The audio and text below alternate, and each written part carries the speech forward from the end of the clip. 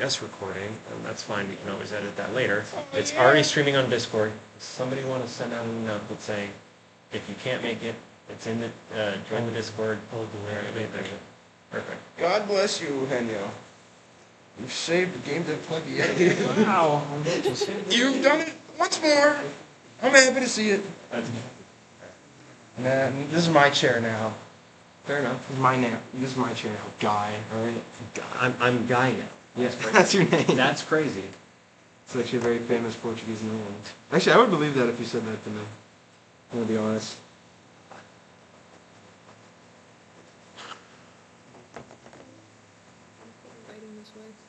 Okay, that did work. I have some lighting now. Cool. Yeah. I have a flashlight at my face right now. I also do. High five. I'll go a little bit blind when we talk. It's okay. Shout out to being blind. I hear it's a character building. Exactly. What you're gonna say? Here's A superhero like Daredevil. Go blind.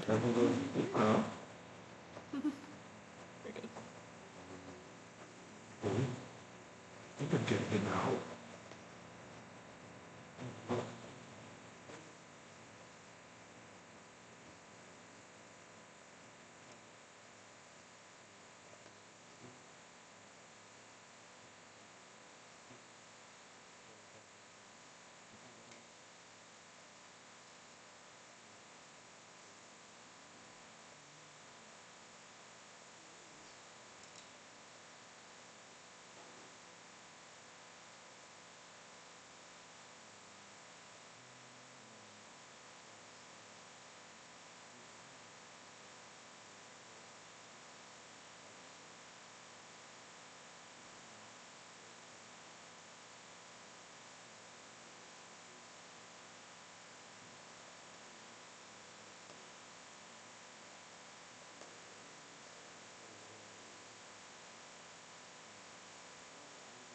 All right.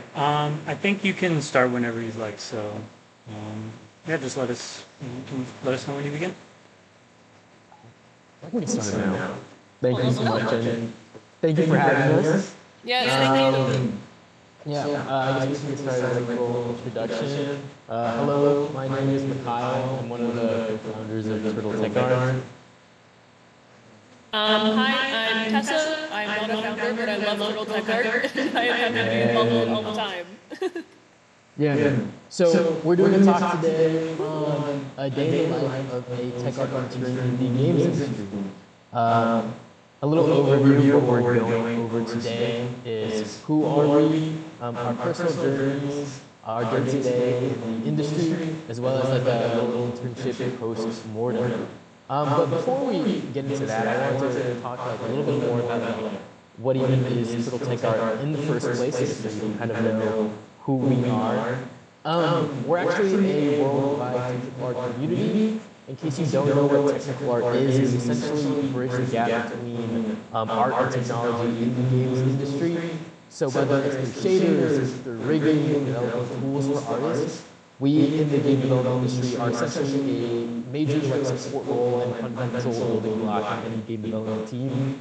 And basically, our community is dedicated to everything tech art, whether it is connecting tech artists around the world. You guys are on the East Coast, we're actually over in California. We want to break down barriers to tech art careers, as well as expand education for it. And yeah, we run many events such as these, so in case you're interested, we'll talk more about it later. But to get into the actual talk, a little bit about who we are. Hello again, my name is Mikyle. I interned this past summer as a tech art intern on the Apex Legends rigging team. So I was developing, I was skinning some characters, developing tools for the animators, and this summer I'm becoming the tools engineer intern at Blizzard for Overwatch 2. And I'm Tessa. I was an intern at Raven Software, also known as Call of Duty, both for Black Ops 7 and for Warzone. I did rigging and dynamics, such as making characters move and also making all their cloth simulations. Yeah. Woo. Cool. Yeah, and I did like my little debrief on what tech art is, but in case you didn't know, here's like a bunch of like little images of an example, like procedural work, dynamics, rigs, first sims, things like that. Okay, so let's go a little bit into our personal journeys, like what got us to this point in our careers. Because like we're students, and we didn't have any idea that we would be ending up where we were last year. So how did we get there? Tessa, if you don't mind, how did you get into tech art, and how did you prepare to apply for your internship?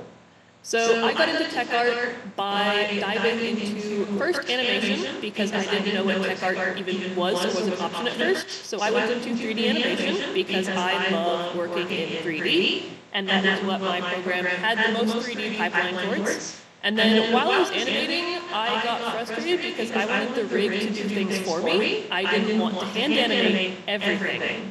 So I started researching, and so that's how I came into rigging, where you can automate things, like if hair moves. You don't have to animate that by hand, you tell it to. And so that's how I got into rigging, making tools for riggers, and then getting into dynamics. And for internships, I was a little all over the place before because I was like, all right, I want to do rigging, but I also like dynamics. I also want to do any other things that have any meaning in the 3D world. It's fun. So I really just focused my portfolio and preparation into the 3D realm and getting it narrowed down to I want to work with things that move. That's it. And so that's how I got to be in a technical animation internship, which was not just rigging, as rigging is the action of just putting the controls and giving that to the artists. Technical animation also revolves around dynamics, which is where I got to do cloth simulations, hair simulations, and things like that. So diving into those programs, such as Houdini, and mainly Houdini for the simulations, really got me into it. How about you, Mikyle? Quite the opposite of you. I went into school studying animation illustration just like you, but I didn't want to make things that moved at all. I wanted to do like environment art, but then I found that my brain was like a little bit more logical oriented than it was design oriented. So I really I kind of made a huge pivot while I was in college. I switched from the animation side to computer science. And I was doing a lot of gameplay programming, things in that area. And then I discovered what tech art was, and I was like, I want to do tech art, but I don't know exactly what tech art is. So I did a lot of research on my own. Honestly, everything that I've done is kind of self-taught in a way. Everything is through projects I've done outside of school. Things I've learned through YouTube videos and deep dives into projects, already existing projects. And I think a lot of that is help prepare me for, applying to internships. It was really a lot of exploring what is already out there, what are the standards that studios are looking for, and look at different portfolios or look at job listings, what specific skills are they looking for, and I think that is what ultimately prepared me to apply for internships. So you interviewed at Raven Software, Tessa. What was the application process like for you? Well, that's a story and a half.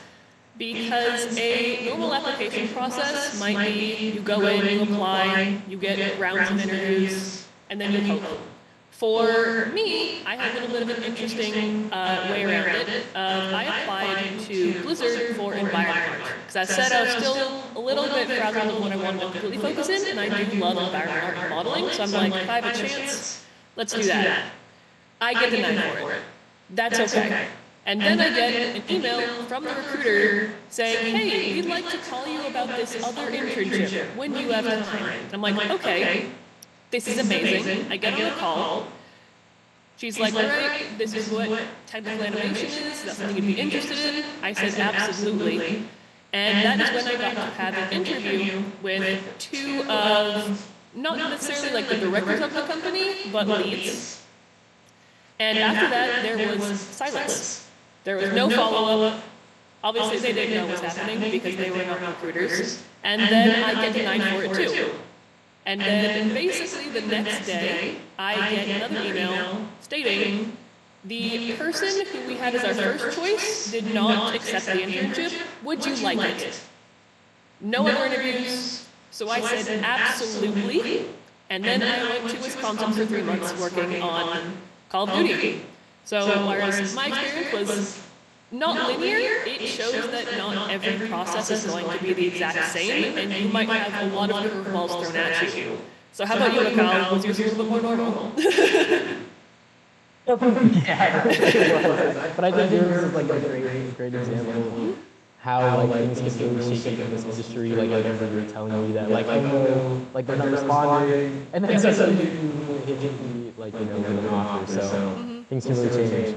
For me, so when I was interviewing for the role at Respawn Entertainment, I found that EA's process was really simple. There were a lot of rounds, right? I had the recruiter screening, and then I had a meeting with my manager, and then I had 2 panels with like 4 members of the team. And like ultimately, it was like there's a lot of interviews, like in quantity, but the overall process is really smooth because I feel like you expect maybe like some sort of technical test or some kind of, I don't know, yeah, just a way to gauge your skill level, right? But pretty much my entire process was pretty much just talking about whatever projects were on my resume, it was on my portfolio. But I think that it definitely varies from studio to studio. I found that EA in general, they're pretty relaxed when it comes to the expectations of the intern. They're not necessarily looking for an intern to fit the project, but they're trying to find a project that fits you once they hire you. At least that's what the process is like for me. And then for Blizzard, it was the same process as Tessa. I got a recruiter screening, and then during that process, they gave me a list of a bunch of roles. I was applying for the gameplay engineering track because Tech doesn't interview until December, so I happened to be interviewing for gameplay engineering. And they gave me a bunch of roles that they thought would be a good fit, and they had me choose one right on the spot, and they did like a countdown.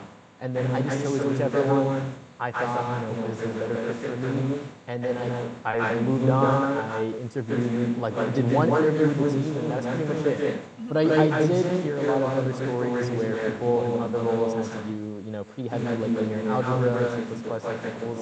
I think that it really just depends on the team in mind. The one I was interviewing for just happened to be more relaxed. But yeah, I think the process looks different from studio to studio, and what studios are looking for right now is also very, very different. Tessa, what about your experiences do you think set up you best for the internship? Definitely be ready to learn. So anything that you can get your hands on, even if, so for me, when I was in there, Call of Duty does not use a game engine that is publicly available, proprietary. So going in, I had to learn everything from the ground up. However, because I had already learned a bunch of other programs, Maya, Blender, Unity, Unreal, etc., it wasn't as hard as if I had only known a single program and was thrown into another one for the very first time. So being able to learn is really what they're looking for, because most studios know they're going to have to teach, especially an intern, a lot of stuff from the get-go. So if you can show that you are ready to learn and that you can learn things quickly, pick things up, asking questions is the biggest thing, will be a huge help. And you're always going to be on a team, so having any teamwork experience before your internship will really help. I was and I'm still currently on a thesis project working with 20 plus people, and the ability to have meetings, communicate clearly, and have those deadlines and expectations really set you up for success in an internship. They are amazing opportunities. Any little team from large ones to even game jams will help you a ton. What about your experiences?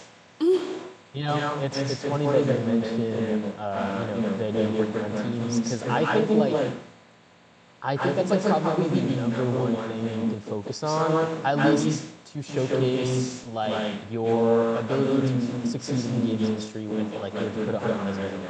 Because I think that the number one thing that when I was applying for Respawn, my first internship, when I didn't have any professional industry experience, I think that like the number one thing they told me was that I was on a student project that had over like 100 students on it, and like working on a team of that scale, there's like a unique set of problems that you only encounter when working in such a large team.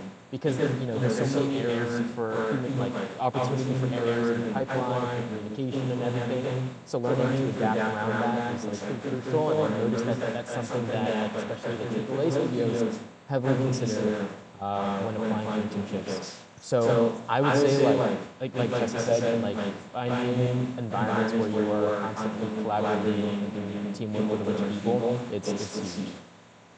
And emphasize it in like your resume. Definitely state you work on teams. Exactly. All right, now let's talk a little bit about our day-to-day. So Tessa, what was your first week interning at?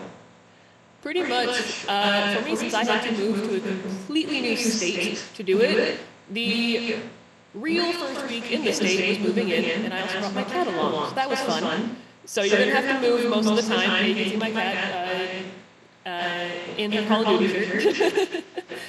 So you will probably have to move for a bit for internship, whether it's LA or for me it was all the way in Wisconsin, where actually quite a few game studios are. So it's something to keep in mind. But then actually getting into the studio, it was one of the most welcoming places ever. You can see on the left, we had a sign with "Welcome to Raven, class interns." We immediately got to have a tour of the studio. We got to meet people. I got to meet my mentor. My manager was completely remote, so I got to meet him virtually. And it was really a good intro into the programs and everything. But one thing that I ended up doing that fellow interns didn't at first, because we were all getting used to everything, was I immediately requested, what can I work on? Because I knew personally that how I learn is by doing something, not by reading documentation and playing around. I need a task.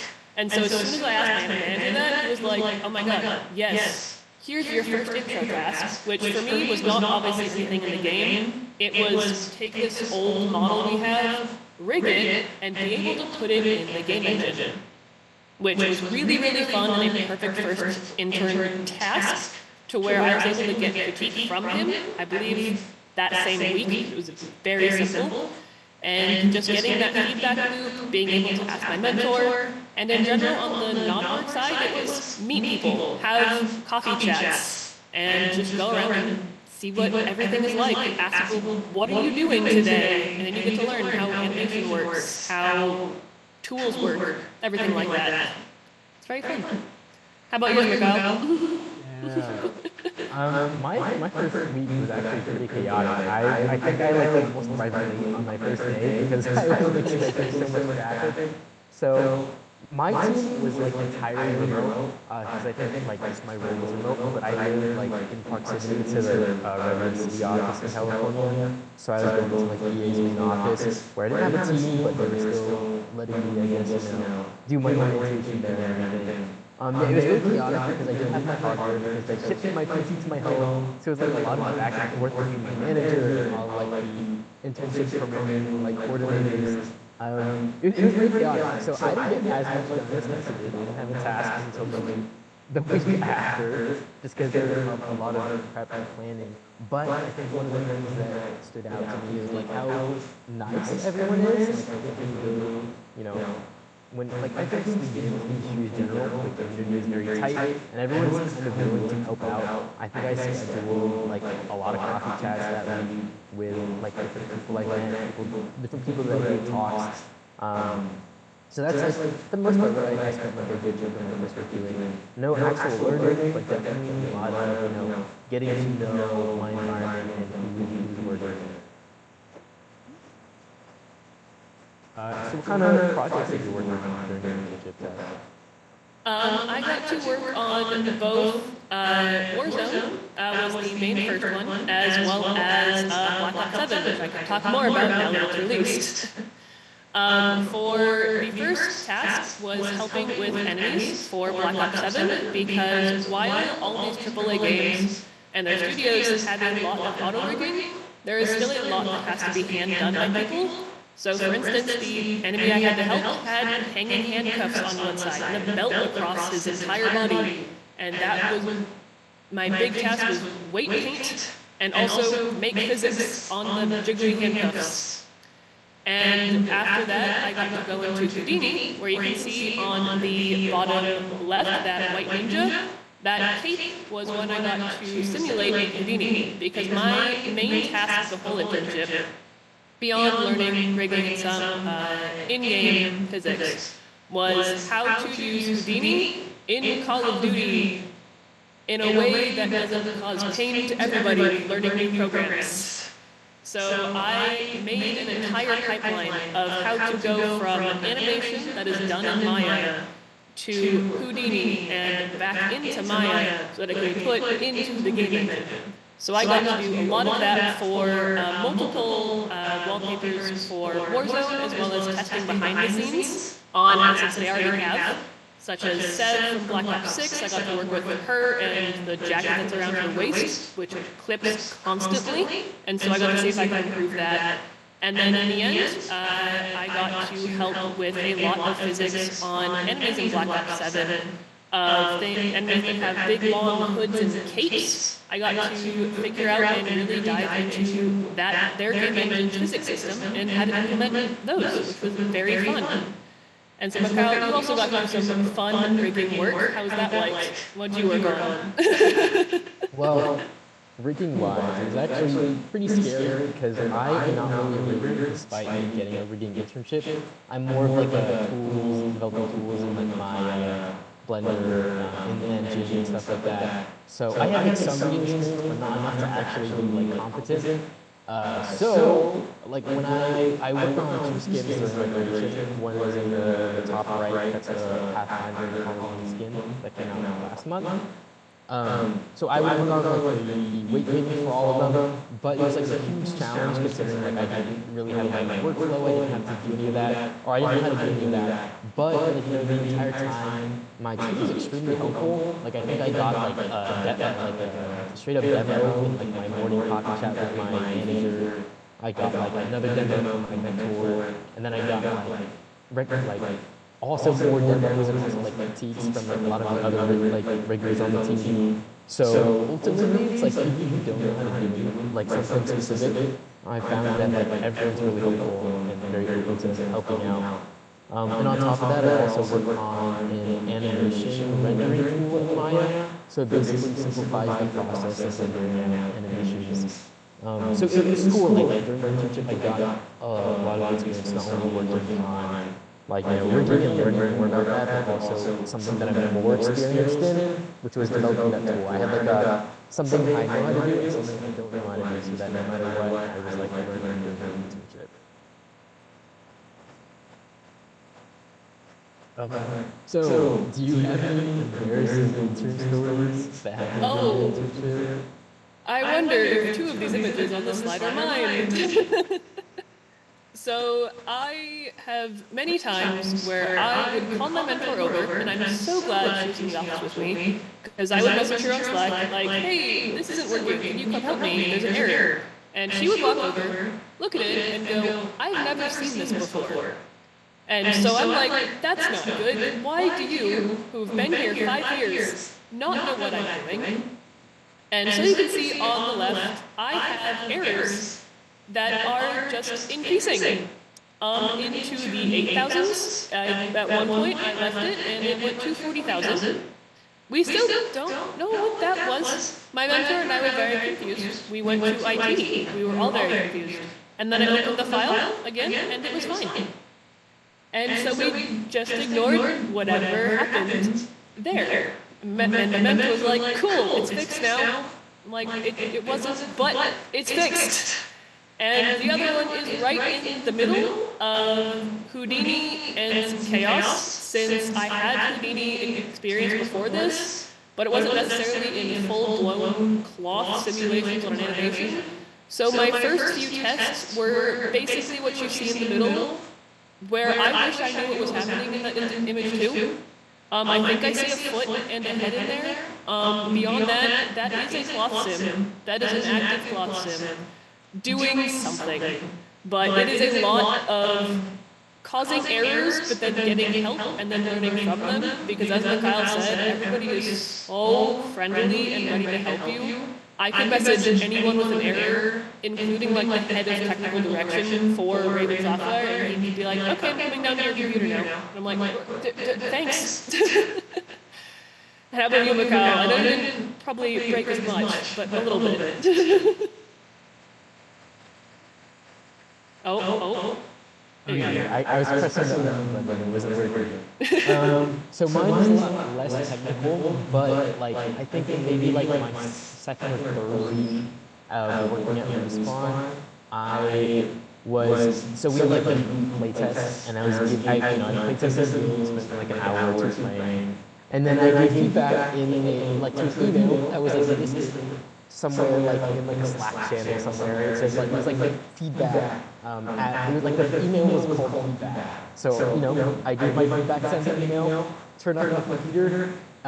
Next day, I get a message from one of my intern friends. He's like, Kyle, I just got an email from you, like, with all the playtest feedback that you said. And I like after doing a little bit digging, I found out that I accidentally sent all my feedback on Apex to the entire studio. Like every single person received that email. And it had like things like what I didn't like about the game and like things like that. So it was like a little embarrassing. But ultimately, like no one cared. Like I think like no one said something like unless I brought it up. So like I don't think most people even check their emails that early. So it didn't end up being too bad, but in the moment it was pretty embarrassing. So lastly, let's do a little bit of an internship versus boredom. Like what would be going down now, right? Mm-hmm. I thought we had a slide in between. But yeah, Tessa, would you do anything differently when preparing for your internship? Now, knowing everything that you know. For me, it would be tailoring your portfolio or website or resume, etc., to what you want to do. As I said before, I was a little bit everywhere before, and every single time I had a person at Raven shaped the portfolio, or even portfolio reviews I had after, it was always pick something to focus on. It doesn't have to be like I'm only doing rigging, but rigging and like environment art are completely different things, and having both of those on my portfolio was actually harming me more than doing good. Right now, having rigging, some character modeling, and some animation, it's basically gotten me a lot further, getting to talk to people in different studios. I got to talk to ILM recently. I've gotten to just have a lot more opportunities with a little bit of focus. And additionally, more preparing is just prepare for your interviews a lot.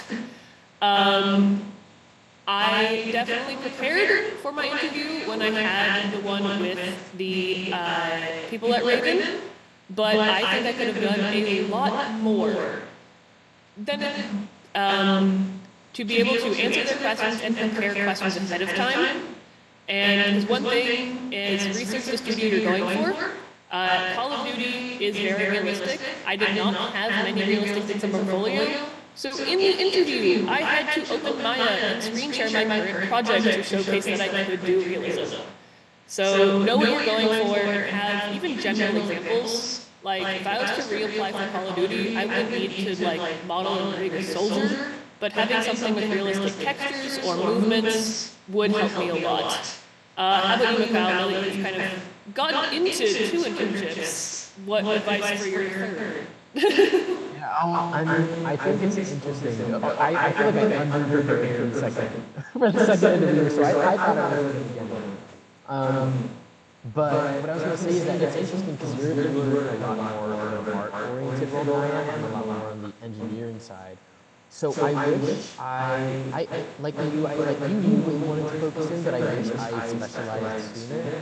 I was kind of all over the place in tech art. I had like a little bit of rigging, a little bit of shading, a little bit of tools, and I wish that I took one and like full sent it. And I like ultimately that's what I did for my second internship. Now I'm doing basically just tools engineering. But that's something I wish I did sooner because I think that really specializing in one thing allows you to really deepen your understanding, and it shows like, you know, the people that you might be interviewing with, like whoever's reviewing your portfolio resume, that like, oh, you can go super in depth with this. And you know, it shows that like you stand out from the rest of the crowd because you have like a different level of expertise. So that's maybe something I would do differently. And also maybe like also trying to schedule like more chats with the people around me like during the internship. That's something I think I wish I did more, just because I think that it's like something to get into the industry, but it's like how do you stay in it? And you know, that kind of leads into our next one, which is what happens after you get the job, and what happens after you get the internship. Well, in my case, I didn't get a return offer. But I think that is, a lot of it is like external circumstances because of the state of the industry. EA got acquired like a month or two after my internship. I think while me and Tessa were there, like people got laid off while we were there. So unfortunately, like that's just a matter of fact about how the industry is right now, and it kind of sucks. But we keep going. Did you have any thoughts on this, Tessa? Yeah, the state of the industry has had it go in like a weird flux. Even Activision is under Microsoft, so all of that happening to where while my little internship group, we have no idea if we have return offers yet. Every talk we have with our recruiters is check back in January, and we're like, okay, got it. But the thing you have is, even if you don't get a return offer, when you have an internship or even beforehand, just people you talk to and meet, is you have references, you have connections. Because I would like to work at ILM, I don't know if I'm going to get to, but I now randomly know like 5 people who work there in the industries that I want to be in. And just being able to talk to them, make connections, get advice, and maybe they recommend you for a job in the future is always a hope. So even if your internship doesn't immediately equal a job offer, which is happening less and less, you have experiences, and you have credits. Mikyle, you have credits in Apex. I have my name in the credits for Black Ops 7. It is there. I don't. Oh, you don't? No. I don't know. I checked the credit page like last week. It wasn't there, and I don't know if it's accepted. So I don't think it's interesting. But that's a side tangent. For, You do have it on your resume, no matter what. You have resume, you have references, everything like that. So you still have a lot of tools for you, even in the future, even if you don't get that glorious return offer. yeah, exactly. Like I think ultimately, like you mentioned, just having like once you get your foot in the door, it's like it definitely helps a lot of other companies trust that when they see your resume and like you know they open a lot more interviews. You know, so like once you get the internship, if it doesn't work out, it's okay because there are many other opportunities that are coming about. Cool. Well, ultimately, like, you know, just to wrap this whole thing up, what do you think is your biggest takeaway from your entire experience that you think, like, would help anyone else trying to do the same thing? Basically, don't be afraid. Apply for things that you might not have 100% experience in. Take chances because you never know what is going to happen. Like as I said in my story, I applied for environment art and got chucked into something else that I didn't even apply for. Companies talk, and don't be afraid to go out there, do things, meet people, go to events, be on small games, apply for random small contract jobs. Anything will help you as you go along. Because your goal does not have to be a AAA company. They're nice, they have good benefits, but your goal does not have to be that. There's a lot of wonderful other companies as well, because even technically, while Call of Duty is a AAA game, Raven is a small company in kind of middle of nowhere, Wisconsin. So there's lots of options out there. Take any chances and just kind of work your ass off. and that good things will come in time. How about you, Mikyle? What is your biggest takeaway? Yeah, no, I second all that first. But like, I think that ultimately, I think it's important to, yeah, like you mentioned, apply to everything because you never know, but it's like really true, like you miss 100% of the shots you don't take, right? Like I think, like there's many doors of opportunities, right? But if you, unless you like try to open it, they're not going to open it, like they're not going to open it at all. So I think that like ultimately is like what helped me get my foot in the door because I did a lot of like volunteer experience like before this. I went to like the Game Developers Conference in San Francisco. I went to like SIGGRAPH, like the Computer Graphics Conference. I went to LightBox Expo. I tried networking like everywhere I could, and like ultimately like that is it played a huge role because I learned a lot from a lot of those experiences. So the more that you keep yourself out there, it's like I think that's like one way to really increase your chances of breaking into the industry. So yeah. Definitely. Yeah. So thank you, Tessa. And Thank you. yeah. Woo! Yeah. Thank you. All right. You guys up for some questions? Do we have anyone in here with questions? Yeah, give us questions. We got it. What's the question? Can you hear me? Where's the Yep. computer? All right. Yes, we can hear you. Be loud. All right, great. How early should one start to apply for internships? Because usually it takes hundreds of applications to get that one, right? I think that it really depends. So I have like multiple answers for me in my head, like from different perspectives for this question. Give them all. So my first one is like always apply to anything and everything that you see. I think in my first year trying to get into games, I would apply to quite literally everything. Like I would apply to senior roles, I'd apply to volunteer roles, I'd apply to internships. Like it's I kind of used it as a gauge for like how does the industry currently see me in this moment, right? Like do they think I'm qualified? And like I kind of use that as a point to gauge my skills. So I would say always apply and like always have your portfolio prepped ahead of time. You know, don't wait until the internship opens to start preparing your portfolio. Like I have everything like, oh, I try to prepare everything the summer beforehand. It doesn't always work out, but you know, try your best to prepare ahead of time. And wait, I had another point for the second half of your question, but I forgot what it was. What was the second half? Sorry. I guess like you have to apply to like so many, or like in your first year, so that's Like something opposite to applying to too many or to everything, like being more specific probably. For sure. I was to answer that question. I think that personally, like I didn't apply to that many. I think last year I only applied to like maybe 30. So not hundreds. I think hundreds is pretty crazy. I don't have like the span for that. But this year I think I applied for like maybe 10.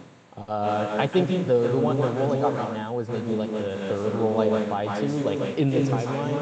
So I think like really focusing on your portfolio and also tailoring everything that you have. I think Tessa mentioned that earlier, but really tailoring everything you have like to the role will do you justice because at the end of the day, they're trying to look for someone that is like a perfect fit for the role. Did you have more you wanted to add to that, Tessa?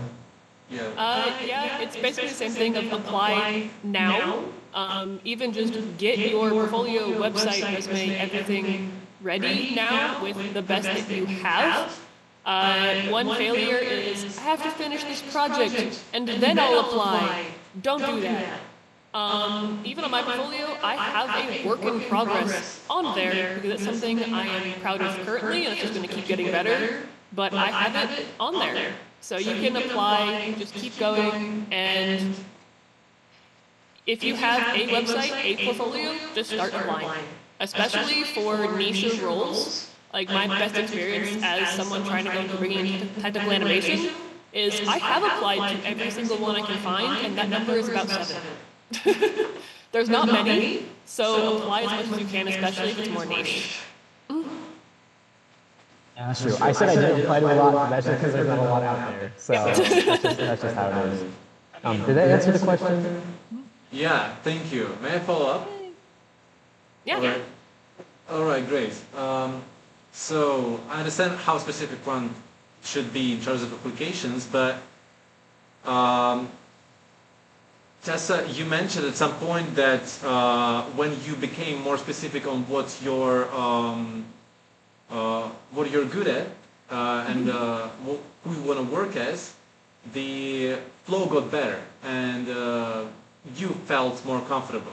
So how specific does one have to be with their portfolio? Like, should the portfolio exemplify all of the good traits and all of the attributes that an applicant has, or only the best of them? Pretty much you'd want the best of the best for the area you're going into. However, you can utilize projects to show more than what you're explicitly stating. What I mean by that is on my rigging portfolio, I have a character rig. Except it's also stated that while it's in a rigging section of my portfolio, I modeled, I did shaders, I did every single part of that project, so someone looking at my rigging portfolio can then see, oh, she did everything else, so she must have the skills to do that too. And it is choosing the best of the best. The quote is usually, recruiters will judge you by the worst thing on your portfolio. So if you put something in there that's not that great, that is their standard now.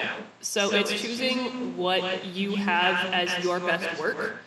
And for having specifics in a portfolio, for me, I have modeling, animation, and rigging, because those are kind of more in a niche and they're all very character specific. My work was being harmed when I had character specific, I had environments, I had lighting, I had a lot of mixed baskets.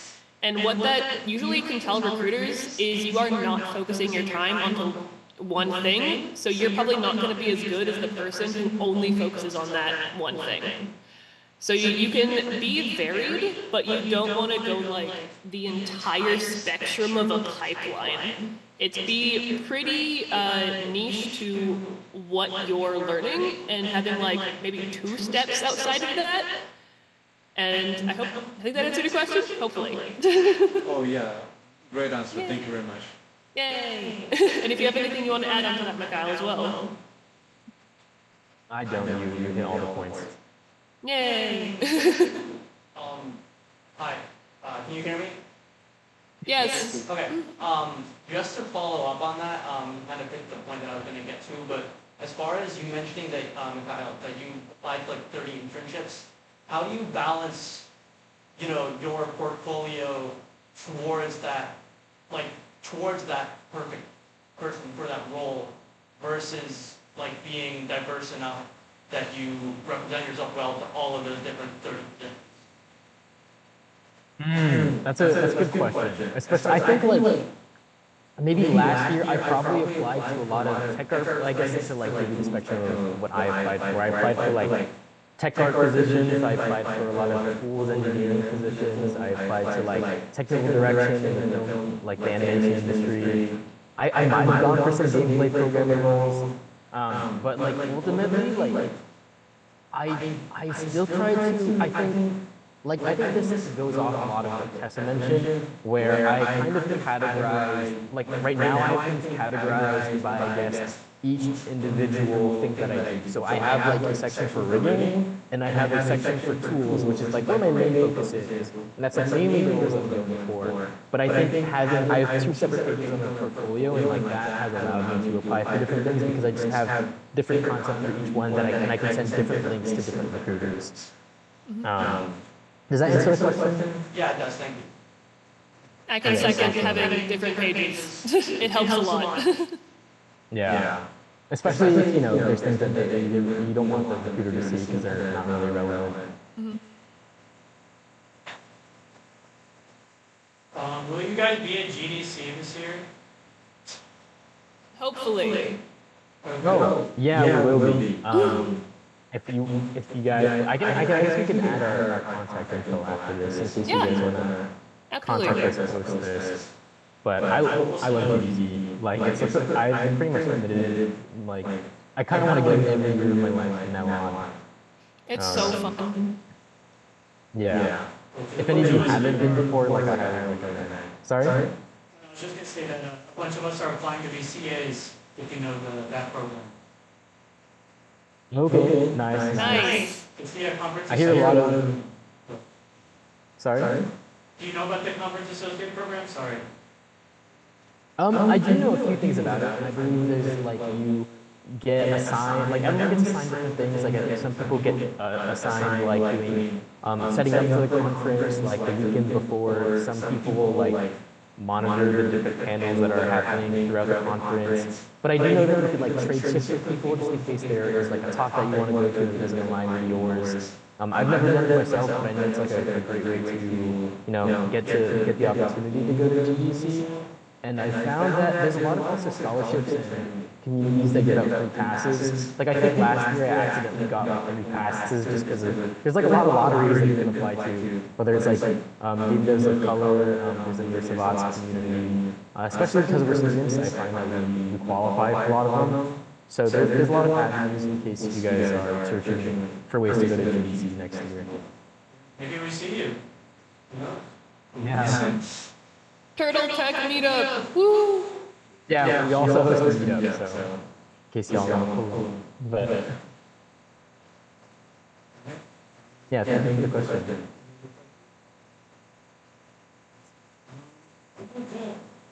Thank you so much for giving this talk. It was actually really helpful. Yeah. Yay! Yes, thank you very much. Thank you guys. Thank you.